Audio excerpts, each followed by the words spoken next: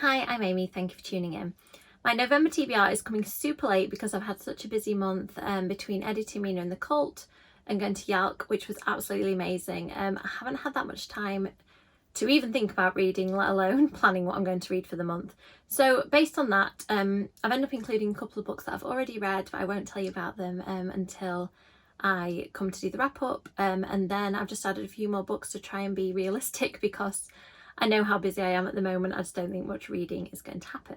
First up, wanted to mention that we're reading Big Bad Me by Ashley O'Loughlin for the YABookClub pick. My physical copy is somewhere around the house. I have no idea where right now, so I'll put a copy, I'll put the cover on the screen so you can see what it looks like because it is gorgeous. I've already read this book quite a long time ago, so I'm enjoying rereading this one so far. It's the story of a girl who realises that she's a werewolf and her family have been hiding this from her, trying to keep her safe. And then she ends up being pulled into this world of supernatural creatures anyway. It involves suspect hot chocolates, vampires, werewolves, romance, and lots of twists and turns. So I'm really looking forward to continuing with this reread. Next up, I ordered this book. It's a proper chunky one, so I'm not sure whether I'll get to all of it, but I certainly want to start it. I'm super into anthologies since working on the Taste of Darkness one with Mia Kuznia. And this just had such a list of authors in it. Stephen Graham Jones, Alma Katsu, haven't read Cassandra Core, Josh Malerman I've just discovered, and Garth Nix. It looks absolutely amazing. It's a chilling collection of solstice horror from Hugo Award-winning editor and horror legend Ellen Datlow, another author that I need to check out. So this one sounds great. I'm very excited about getting it to another anthology. Hopefully I'll get to start it this month at the very least. Next up, this has been on my TBR a couple of times. I really want to read it soon, so I keep putting it on in the hope that it will actually get read at some point. It's by Alice Hemming. It's called The 13th Vampire, and it's very much a Dracula-esque middle grade book about a girl called Vivi who ends up going to stay in a castle that has lots of rumours about missing girls, and on arrival there she begins to suspect that the rumours might be true. So sounds so good. I really need this book in my life, so I need to try and read it soon. I've just started reading this one, The Gathering by CJ Tudor. CJ Tudor is just an insta-read author for me, so I was super happy to get a proof of this. So I really appreciate Michael Joseph sending me the proof of this. CJ Tudor is known for writing absolutely terrifying horror that is exceedingly atmospheric, and so far this one is shaping up to be the same. It did come with a cute little blood bag that I'll be showing in my haul video if you want to check that out. That will be coming up soon.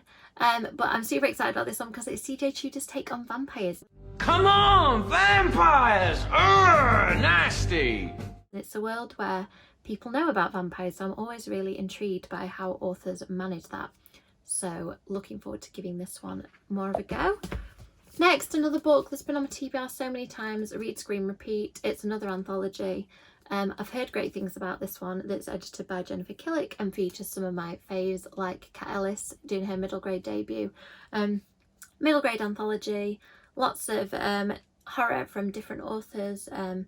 It says on the back that there are zombies, a ghost, flesh-eating aliens. I mean, what more could you want from a book?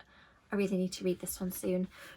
This one is also proof of a book that comes out in December, Catch Your Death. It's by Ravina Garan, who's the author of the very popular This Book Kills.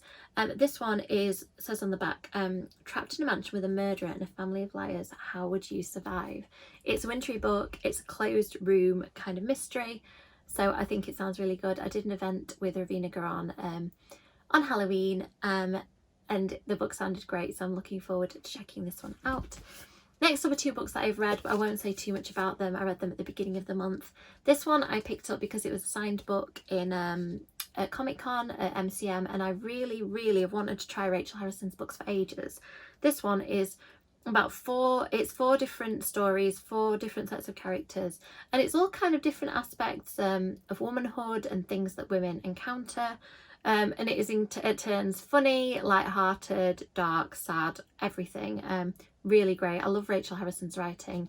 I read this one super fast. I'm definitely going to pick up more because I've been so slumpy lately, not because of the books I've been reading, but just because of the time crunch. So if I can manage to find time for a book, it must mean that it's amazing. And the YA Book Club in September read Anna Dressed in Blood by Kendara Blake, one of my all-time favourites. And I haven't read the sequel that many times. I think I maybe only read it once, so I thought I would give this one a go this month. It picks up where Anna sort of made a choice at the end of the first book that the characters are still dealing with the repercussions of, without spoiling it too much for you. I have read this, I did enjoy it, and I'll do a full review when I do my wrap up.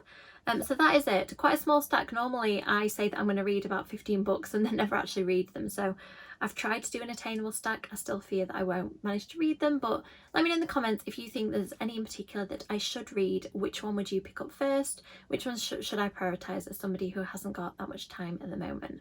Thank you so much for watching. As always, likes and subscribes are super appreciated, and hopefully I'll see you in the next video.